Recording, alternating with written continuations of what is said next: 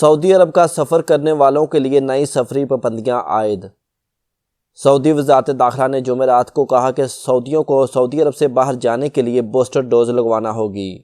اس کے بغیر سعودی عرب سے باہر جانے کی اجازت نہیں دی جائے گی، جبکہ سعودی عرب آنے والے تمام افراد کو سفر سے 48 گھنٹے کے اندر لیے گئے ٹیسٹ کی نیگیٹو رپورٹ پیش کرنا ہوگی۔ وزارت داخلہ نے کہا کہ اس فیصلے پر عمل درآمد 9 فروری 2022 بدھ 1 بجے سے شروع کر دیا جائے گا۔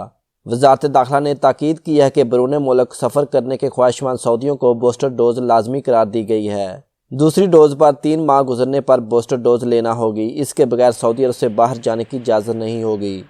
وزارت داخلہ نے توجہ دلائی کہ اس پابندی سے 16 برس کے کم عمر کے شہری اور توکلنا ایپ کے ریکارڈ کے مطابق مستثنی زمرے خارج ہو جائیں گے۔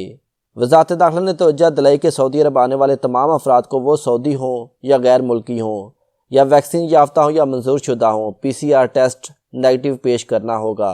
وزارت داخلہ نے کہا کہ سعودی عرب روانگی سے قبل یا آمد کے 48 گھنٹے کے اندر PCR test negative test report پیش کرنا ہوگی۔ اس سے 8 برس سے کم عمر کے بچے مستثنی ہوں گے۔ اس سلسلے میں بچوں کو کورونا ٹیسٹ سے متعلق ان ممالک کے قوانین کو مد نظر رکھا جائے گا جہاں سے سفر کیا گیا ہو۔ وزارت داخلہ نے کہا کہ ایسے سعودی شہریوں کو جن کی کورونا ٹیسٹ کی رپورٹ نیگیٹو آ گئی ہو، انہیں مندرجہ ذیل مدت گزرنے پر سعودی عرب سفر یا سعودی عرب میں داخل ہونے کی اجازت ہوگی اور ان کا دوبارہ کورونا ٹیسٹ نہیں ہوگا۔